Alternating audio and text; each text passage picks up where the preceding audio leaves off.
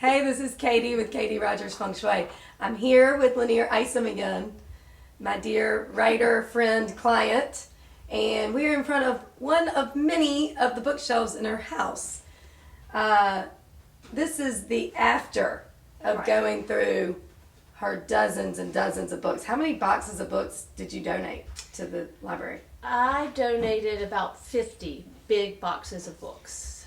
Big, huge. We couldn't lift them. Right. Huge. Right. So she went to town. And did. Clearing out books is a way of clearing the mind. Right. And tell us about this process for you. Well, it was very hard because I'm a writer and books are sacred to me, and they're even almost like pets. So when I contemplate getting rid of a book, it feels like getting rid of your family dog. That's how much of a connection I have. And my library was a combination of my books, my husband's books, my parents' books, my grandparents' books, even some aunts and uncles were in there. It spanned every generation of my family and more.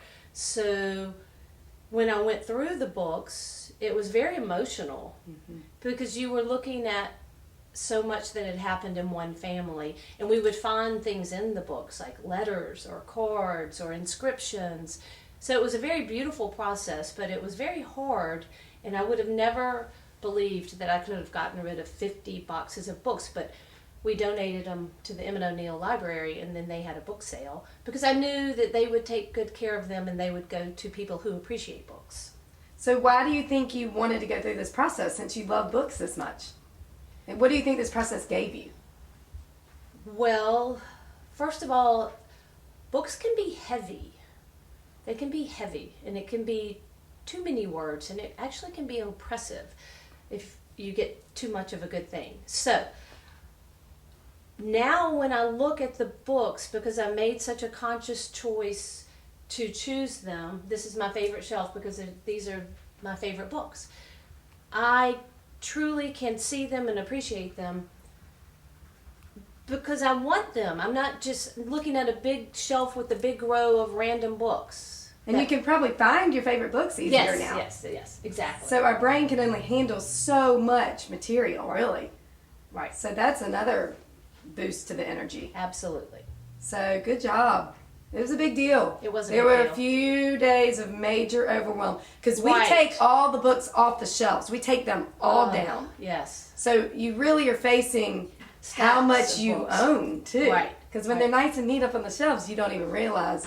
And there was a point, I have to say, I made sure to ask everybody about what I was doing. So I didn't get rid of anything unless I had permission from other people who might have a sense of ownership or an emotional tie to a book. But I had 2 dark nights of the soul where I had to restrain myself from going back up to the library and asking them to let me go through the boxes and make sure that I had not given away something. So I called it declutterer's remorse. Yeah, she coined that. I was like, So- oh yeah, that's good. so- No, you said declutterer's regret. Yes. Instead of buyer's remorse, it was declutterer's regret. Okay. So that's yes. a little trip of the ego that can happen very easily. It's like you get a little bit this panic sometimes Yeah, I was when panicked. you let go, and it's just your ego kind of flaring up. Right. And so did you get any of these books back, or did you try? Well, no, I didn't try. I settled down finally, but I had to sit with a lot of anxiety, and that was very uncomfortable, and I did not like it. How do you feel now about it, though? Are you it was, detached there's now? no question it was the best thing to do. Right. So, Yeah. but So it was painful for just a little bit. yeah, it's interesting what comes up. I mean, it's Yeah. just another example of what can come up in the decluttering process. So Yes. great job, Lanier. She Thank you. rocked it. So, take note of your books in your home, please. Thanks.